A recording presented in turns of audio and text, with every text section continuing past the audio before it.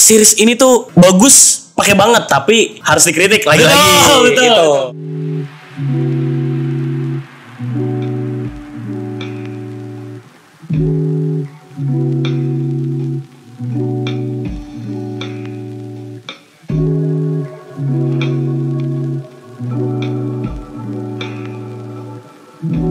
Gue baru aja kelar nonton serial original Netflix Nightmare and Daydreams karya Joko Anwar. Serial yang cukup baru di industri perfilman Indonesia kali ini. Betul sekali.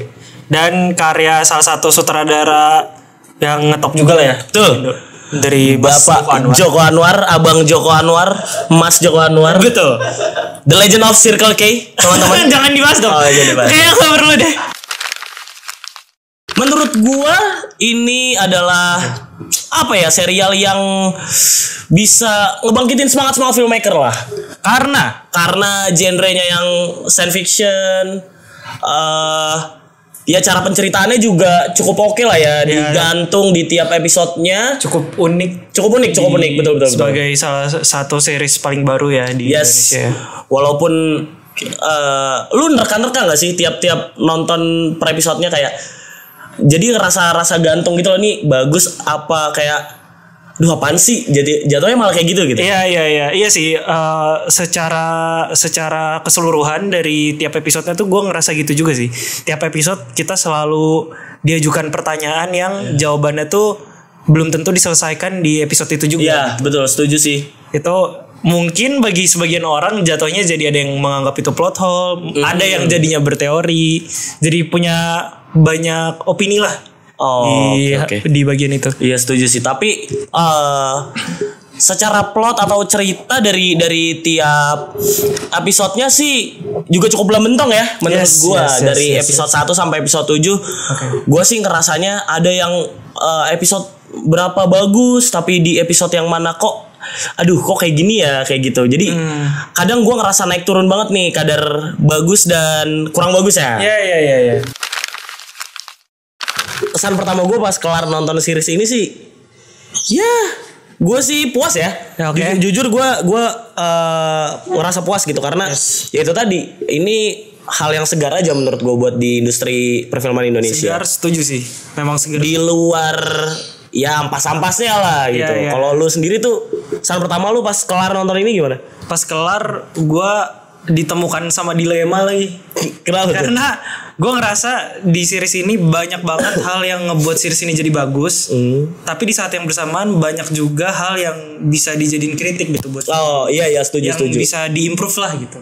Memang patut diapresiasi tapi harus dikritik juga. Betul, ya. Setuju. Betul. Kayak yang lu bilang tadi, sebagai satu tontonan yang menyegarkan, genre baru bagi perfilman Indonesia, iya. Tapi di balik itu semua juga jadi punya banyak catatan-catatan yang bisa lebih diimprove lah gitu. Kayak menurut gue dari segi plotnya juga belang bentong banget sih, dari mulai episode 1 sampai episode 7. Iya sih, benar. Kalau kayak ini deh, secara runtutan waktu kan beda gitu. Gue sempat agak bingung sih ngelemparnya ya. Gue juga sedikit nggak nyaman awalnya. Karena di awalnya pakai latar yang 2015, terus pindah lagi ke tahun berapa kayak gitu. Gue cukup nggak nyaman awalnya. Kalau lu tuh ngerasa ada sesuatu nggak sih dari perpindahan tahun ini, perpindahan latar ini? Kalau perkara perpindahan latar, entah itu tempat atau waktunya ya, gue nggak ada masalah sih. Nyaman-nyaman aja, karena gue ngerasanya tiap episode kan menceritakan cerita yang beda ya. Iya betul. Jadi walaupun latarnya beda-beda, jadi gue mesti tetap nyaman gitu nontonnya. Mungkin kalau ada yang bikin gue nggak nyaman, kadang ada di beberapa episode yang jawaban yang gue mau belum gue dapetin aja sepenuhnya. Gitu. Terus akhirnya di episode itu ketinggalan sebagai pertanyaan yang akhirnya nggak terjawab aja buat gue gitu. Tapi gue ngerasanya sih sebenarnya secara cerita ya, ini tuh bisa jadi cerita yang kuat banget. Menurut gue. Karena premisnya menarik juga. Iya, per episodenya premisnya tuh bagus sih menurut gue ya. Makanya sebenarnya ini bisa jadi cerita yang bagus, tapi nggak tahu kenapa selalu disajikan dengan ending yang gue sedikit, beberapa ada yang kurang gue suka lah. Kayak gitu. Kalau Gua nih pribadi di episode yang Lukman Sardi di pantai itu gue suka banget episode-nya. Tapi gue gak suka endingnya. Setuju. Lu cringe gak sih menurut lu kayak Lukman Sardi tiba-tiba terbang kungfu hasil kayak gitu kan gue juga kurang suka aja. Iya sih kelihatannya cringe karena mungkin kalau menurut gue kayaknya bisa lebih diatur lagi staging untuk aktornya gitu. Betul. Pengadeganannya kayaknya bisa dibuat lebih oke lagi lah gitu. Dan ya yang seperti kita semua sepakati mungkin penggunaan CGI-nya yang masih kurang banget ya. Kurang ajar sih. Ya itu gue setuju sih sama opini lo di perkara itu episode 5 kan. Itu episode 5 atau 4 ya? 4 deh rasanya. 4 ya? Iya pokoknya yang Lukman Sardi itu yang Encounter kan judulnya. Iya. Itu dari awal sampai pertengahan mau akhir gue suka banget sama ceritanya, sama karakternya, sama tektokan karakternya, sama dialog-dialognya. Tapi waktu pas episodenya masuk ke 5 menit terakhir gue jadi kayak mulai gimana gitu ya. Iya kayak kok aneh ya gitu. Soalnya kalau secara karakter di satu full episode ya. Yes. Gue suka banget tuh episode yang Lukman Sardi. Dari Lukman Sardinya dan aktor-aktor lain bahkan aktris-aktrisnya istri-istri si laki-lakinya ini gue suka banget, jadi hidup banget gitu. Tapi ya itu tadi karena ditutup dengan kurang oke, gue kurang suka. Justru kalau menurut gue karakter yang paling menonjol itu di series ini ada Marissa, betul, sama Fachri Albar. Gua itu 2 episode yang nyangkut banget sih akhirnya di gua. Karena karakternya nonjol banget ya. Betul. Kalau gua sih lebih condong ke Marissa ya. Oke. Pas dia jadi Rania di Poems and Pain, kayaknya episode 3. Episode 3, betul. Episode 3 itu menurut gua jadi salah satu episode terbaik yang ada di series itu sih. Menurut gua. Karena ya dia nyajiin satu karakter tapi punya kembaran ternyata gitu. Betul. Yang jauh akhirnya dia bisa apa sih? Telepati mungkin. Bukan itu body switch sih, lebih ke body switch gitu. Oke. Tapi pengantarnya lewat dia menulis. Betul. Gitu. Itu hal yang menarik banget sih, menjadikan karakter Marissa yang punya kembaran sampai bisa body switch gitu. Oke banget sih menurut gue. Dan salah satu episode yang menurut gue nggak meninggalkan plot hole aja sih. Nyaman nontonnya. Betul dari awal dan ditutup dengan kepuasan menonton ya. Walaupun kan itu juga sebenarnya endingnya lebih ke open ending kan, yang dengan statement dia yang ngomong mau iblis atau lebih dari iblis bakal gue bantai gitu. Intinya yang kayak gitu. Tapi gue tetap nyaman gitu nontonnya karena semua masalah di situ tuh terselesaikan gitu. Tapi nggak seaneh ini sih menurut gue, nggak seaneh episode Bandi tuh episode bioskop 5 ya, episode 5 kalau nggak salah. Itu gue kurang dapet aja sih di endingnya. Bukan ke arah cringe ya, kalau Lukman Sardi episode itu kan emang cringe kan. Tapi kalau endingnya. Tapi kalau di episode 5 episode Bandi, gue nutupnya kurang kurang puas aja nih. Gue ngela napas tapi bukan puas gitu, kayak nanggung aja jatuhnya. Iya bener. Dan di episode itu tuh keresahan gue adalah di episode Bandi kan kita ngelihat center dari ceritanya adalah Bandi kan. Iya. Pun kalau pada akhirnya yang jadi antibodinya Bandi, yang entah dia selamat dari kejadian itu, menurut gue masih oke lah, masih bisa gue terima. Tapi seperti yang kita tahu pada akhirnya yang jadi antibodinya Bu Dewi. Itu menurut gue kurang penjelasan aja sih kenapa akhirnya dia bisa punya kekuatan itu dan jadi antibody gitu. Iya, setuju sih. Sedangkan yang disorot dari awal yang ngalamin semua kejadiannya tuh si Bandinya gitu. Betul. Bahkan tiba-tiba Bu Dewinya juga ada di episodenya. Nah iya, Fachri Albar ya. Di episode Fachri Albar dan episode terakhir juga kan awal aja. Iya, betul. Gua sih ngerasanya di Fachri Albar dia jadi karakter yang kuat. Yes. Tapi nggak tahu kenapa di episode itu gue ngerasain kurang aja masalah CG-nya. Kan yang dia kejebak di jam gede gitu kan. Secara mungkin motivasi ngambil CG itu bagus menurut gue. Tapi gue kurang ada kepuasan aja sih pas ngelihat CG bentukannya kayak gitu. Karena lagi-lagi eksekusi CG-nya memang kurang lah di situ. Betul. Walaupun itu better lah dibanding episode 1. Itu lu tahu meme ini gak sih? Tahu meme yang di IG yang ada cabang bayi tuh filternya, lu tau gak sih? Yang lu record. Iya, yang lu record nih. Ntar lu muka lu di muka bayi. Itu persis kayak gitu tuh. Sumpah aneh banget. Gue aneh lah nonton episode 1 gue ngerasa aneh lah. Iya lagi. Tapi kalau perkara CG, gue lebih aneh nonton yang episode 4 ya. Yang sama higher being-nya itu loh, yang Wahyu dapet Wahyu, yang Happy Salma nongol. Iya. Itu. Sumpah itu gue berasa kayak ini. CJ-nya Indosiar. Kayak ditempelin banget sih. Gue ngerasa kayak ditempelin banget sih. Iya, aduh sorry banget Mas Joko ya. Tapi gue gak ngerti lah secara teknis, karena itu kan dia terang sendiri tuh. Di scene itu kan dia kayak benar-benar terang sendiri. Jadi gue gak ngerti secara teknis buat CG-nya ya. Betul. Gue ya masih. Iya, dan gue juga memang kurang paham sih. Ini kan dari penglihatan gue sebagai penonton awam ya. Betul. Gue kurang nyaman nontonnya di luar CG. Mungkin gue entah bias atau enggak, tapi gue terlanjur suka sih sama gambar-gambarnya Paical Tanjung. Bagus-bagus banget. Ada tapi beberapa ada yang bukan Paical juga sih. Gue ngelihatnya. DP-nya bukan Paical juga. Ada Jaisalnya juga gak sih? Nah, Jaisal Paical betul ya. Ada Faisal, ada Jaisal tau. Oh, Faisal tuh episodenya Fahri Albar kalau nggak salah deh. Itu beda tuh, itu bukan Paical. Oke. Itu good banget sih gambar, lampu-lampunya gue suka banget sih. Kenapa Cok? Sorry gue kedistrek. Gue liat nih sini si anjing ngupil. Sorry. Gua suka lah selain gambar, bahkan sampai production design ya. Iya. Gua ngerasa kayak nggak ada yang miss deh. Buat gua tidak merasa terinstruksi sama sekali sih perkara penataan artistik ya. Gua suka banget. Kostum masuk nggak sih sebenarnya?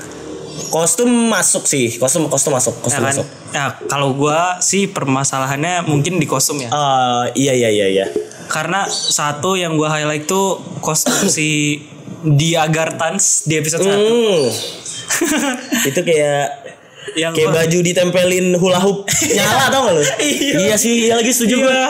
Kayak padahal kan di episode itu mau nunjukin kesan kalau ini tuh kayak sebuah sekte gitulah tanda kutip. Dan mau nunjukin kesan serem kan, bisa kita lihat dari visualnya dan warna yang dipakainya, serba merah. Tapi gue jadi gagal ngerasa serem gitu waktu ngeliat bajunya kayak yang lo bilang ketempelan hula hoop itu. Kaget aja sih pas mulai episode 1 kan? Episode 1 itu. Pas baru mulai terus ditontonin kayak gitu gue agak kaget juga sih bener. Tapi secara setting, latar tempat segala macam gue suka banget. Iya sama. Kalau misalkan perkara yang lain-lain, PD-nya cakep sih. Iya setuju. Gue tuh suka banget setnya di rumah Fahri Albar. Kan TV tuh. Iya lagi bener. Gue nggak tahu. Gue tuh nyangkut banget pas adegan Fahri Albar yang bagian hipnotis nih. Terus dia manggil Hendra buat Hendra, bantuin ayah. Itu gue antara ketawa tapi karena Fahri Albar ya gue jadi larut akhirnya wah anjing nih keren banget lagi ke scene kayak gini gara-gara dia mainin gitu. Kalau lu kayak ya salah satu momen yang paling lu suka lah di series itu. Mungkin sebelum gue masuk ke momen yang gue suka, gue mau ngelanjutin yang lu tadi ya. Menurut gue kita harus lebih mengapresiasi Fahri Albar sebagai seorang aktor sih. Setuju. Karena kalau di episode itu bukan Fahri Albar yang meranin, gue nggak tahu jadinya bakal cringe atau enggak. Ya setuju. Tapi harus di point out juga sih menurut gue setup dari anaknya tuh nggak cringe sama sekali. Betul. Setuju. Gue kan soalnya kalau entar aja deh. Lo apa tuh? Gue kayak ragu-ragu gitu. Kalau momen favorit lo apa? Momen favorit gue lagi-lagi karena episode yang paling gue suka itu episode yang Poems and Pains episode 3. Jadi gue akan ambil momen favorit gue ketika Rania body switch dengan kembarannya. Wah yang itu shoot POV itu. Iya. Tuh kaget sih gue. Jujur pas tiba-tiba diganti kameranya tuh. Tai banget sih. Cakep banget sumpah. Gue nggak expect kalau ternyata bisa sebagus itu lagi. Ya setuju. Scene POV-nya. Dan gue kaget pas si Marisanya nyari cermin ternyata cuma ada genangan air. Dia nongol, wah kejawab. Wah iya. Merinding sih gue pas nonton itu. Gokil. Sebenarnya secara keseluruhan yang tadi gue bilang di awal ya, gue tuh suka banget gitu akhirnya sama series ini walaupun harus banyak juga yang dikritik ya. Yes. Ketika karya ini menjadi satu kesatuan dalam 7 episode, gue cukup bisa menikmati karena dari karakternya gue ngerasain karakter developnya tuh cukup bagus walaupun ada beberapa cringe lah di situ. Ya, iya sih. Gue tetap harus setuju kalau series ini bagus. Iya. Gue tetap setuju sih. Gue juga masih menganggap kalau ini series yang bagus kok. Karena gue masih bisa gue nikmatin gitu series. Tapi ya gimana ya? Memang akhirnya jadi faktor yang besar juga karena ini science fiction. Ya gue setuju sih kalau CG-nya atau gue bisa bilang jelek banget kali ya. Akhirnya gue kayak harus bilang jelek banget deh. Ya objectively speaking sih ya. Iya. Akhirnya gue nggak suka sih sama CG-nya dan mungkin beberapa dialog. Iya. Kadang ada yang pemilihan dialognya memang. Iya nggak suka. Gue lo mau mention yang korek api ya? Tuh. Iya gak sih? Lu gak suka gak sih? Iya. Itu aneh walaupun setup ya. Iya, sebenarnya secara kebutuhan dialog itu adalah hal yang perlu, tapi secara penulisan dan eksekusi kurang. Iya. Mungkin alangkah baiknya setupnya dibikin lebih manis kayak Fahri Albar sama Hendra. Betul. Itu good banget tuh. Kan itu kita nggak sadar kan awalnya kalau itu bakal jadi setup ke momen yang penting di depannya. Iya, setuju banget gua. Kalau itu tuh karena di craftingnya udah cukup cringe waktu yang korek api, jadi pas di callback di akhir kita jadi kayak aduh gimana ya gitu. Masih ada poin plus sedikit sih menurut gua. Coba kalau menurut lo dia yang meranin bukan Aryo Bayu, wah makin mampus anjir. Iya lagi. Menurut gua makin kacau sih. Emang salut juga sih sama aktor-aktornya. Iya, setuju gua. Aktor tier A semua gitu. Aryo Bayu padahal sebagai Bruce Wayne tuh dia. Bruce Wayne. Kalau dirangkum tadi apa? Hal yang lo suka dan gak suka? Kalau gua hal yang gue suka ya pasti tiap karakternya per episode sih. Ya main karakter per episode yang ya dan yang gak gue suka nomor satunya jelas CGI-nya sih. Kalau lu dari lu sendiri? Kalau gua yang paling gue suka tuh sebenarnya datang dari konsep sih. Keberanian untuk membawa konsep ini ke sebuah series di Netflix. Iya, gitu. setuju. Itu butuh keberanian yang gede banget lagi menurut Makasih banget sih buat Netflix menurut gua. Iya, dia percaya sama Joko Anwar dari ya. Netflixnya udah mau percaya sama Mas Joko kan, dan dari Mas Jokonya juga berani gitu untuk ngeksekusi ide yang bisa dikatakan cukup gila lah gitu. Tapi gue pengen tahu sih lu. Kalau CG pasti kita sepakat. Betul. Kalau selain CG menurut lu yang gak lu suka? Yang gak gue suka, sebenarnya ada beberapa lagi. Oke. Tapi mungkin gue kurang suka sama lagi-lagi di penulisan sih. Di penulisan karena memang mungkin gayanya Mas Joko ya nulis dengan naro-naro pertanyaan yang meninggalkan jawabannya itu pada penonton sendiri. Ya. Tapi somehow gue ngeliatnya jadi apa ya, kayak ada beberapa yang jadinya plot hole gitu. Iya sih, mungkin gue gak tau lah proses kreatifnya dari Joko Anwar ya, tapi ya akhirnya itu menjadi hiburan juga kok di sosmed ya. Iya, jadi ada bahan diskusi ya betul. Di sosmed. Kayak gitu sih, gue ngarepnya sih sebenarnya dengan keberanian dari Netflix bahkan dari Bang Joko juga gitu, sampai berani produksi series kayak gini. Gue sih pengen ngelihat karya-karya filmmaker lain di Indonesia yang berani ngambil genre kayak gini. Setuju. Sama hal yang gak gue suka lagi tuh tadi lupa mention, ada bagian mungkin tadi udah sempat kita bahas juga beberapa directing untuk aktornya, karakternya ada beberapa yang cringe. Tapi yang pengen gue highlight tuh, gue kerasa banget kurang nyamannya waktu nonton di episode 7 ya, itu episode final yang Asmara Abigail. Aduh, tapi sorry banget, tapi gue rasa actingnya di situ nggak on point lagi. Kayak berasa lemes lah ya. Akhirnya berasa lemes dan apa ya? Satu, emosi yang seharusnya ditunjukin di tiap dialog jadi kerasa nggak keluar. Terus di sisi lain ada, gue nggak tahu emang dari skrip pemilihan dialognya itu cringe atau itu improve dari Asmara Abigail sendiri. Iya. Kayak dialog-dialog yang apa ya? Let's kick their ass. Sama yang who the hell is this perempuan? Itu kayak kurang pas aja sih gitu. Ya mungkin poin-poin kecil ya, tapi bikin gak nyaman gitu. Setuju sih, gue setuju. Makanya menurut gue sih ini bisa banget jadi apa ya? enggak sih, enggak bare minimum sih, tapi jadi bahan pembelajaran juga mungkin buat director-director dan penulis lain yang mau mulai berani buat garap-garap series kayak gini kan. Karena cukup awam lah buat penonton di Indonesia gitu. Betul, jadi gue sih ngarepnya filmmaker yang lain bakal lebih berani dan lebih gokil ya. Iya, setuju. Biar kita bisa ada tontonan lagi nih series yang karena menurut gue bisa simpulin series ini tuh bagus, pakai banget. Yes. Tapi harus dikritik lagi-lagi gitu. Harus di point out masalah kritiknya, CG-nya, cringe-nya, staging, penulisan segala macam masih banyak yang harus dikoreksi sih. Iya, kalau dari gue sih harapan gue setuju sama omongan lu tadi. Ini adalah series yang bagus banget, tapi kita nggak boleh lupa kalau harus ngekritik juga karena memang banyak yang perlu dikritik. Iya. Dari seriesnya. Harapan gue, walaupun gue punya banyak hal juga yang gak gue suka dari seriesnya, tapi gue tetap berharap series ini bakal punya season 2-nya. Oh iya. Karena gue pengen ngeliat gitu, apakah nanti di season 2-nya itu bisa ngeluarin CGI yang lebih bagus lagi, cerita yang lebih gokil lagi. Iya, gitu. betul. Karena gue suka walaupun dengan banyak kekurangannya, tapi kelebihannya juga banyak menurut gue. Setuju banget sih.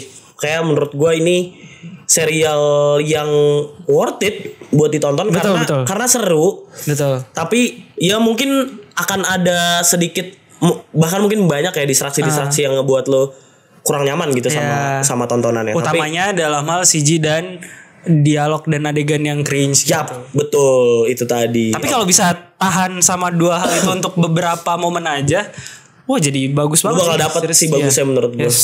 Mungkin itu sih ya buat serial Joko Anwar paling baru ini yang bisa gua share nih. Oke. Jangan lupa buat teman-teman nonton serial Nightmare and Daydreams di Netflix, dan jangan lupa buat subscribe K3 Film Space. Terima kasih. Bye. Oh.